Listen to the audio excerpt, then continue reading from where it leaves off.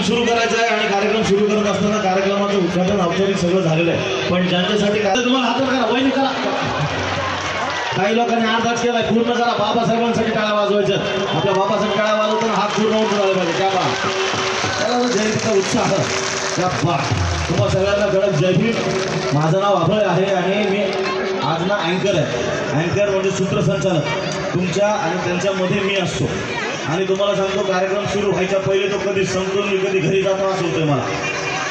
नाही त्याचं कारण आहे माझा बायकोतले जीव.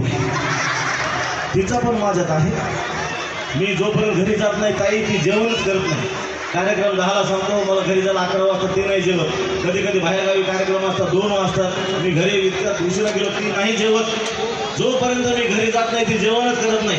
मी घरी जातो, स्वयंपाक करतो, मग आम्ही जेवतो.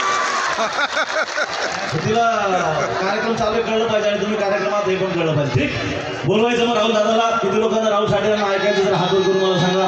सगळे तयार, सगळे रेडी.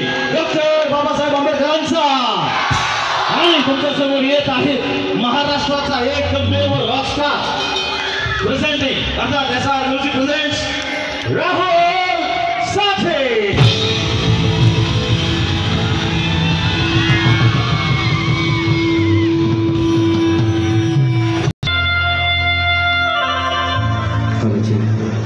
बेस कमी करा, थोडासा बेस कमी करा माझा फक्त. आणि इथे समोर मॉनिटरमध्ये द्या. सन्मानाचा क्रांतिकारी, हिम्मतवाला, जबरदस्त वन मॅन शो जय भीम.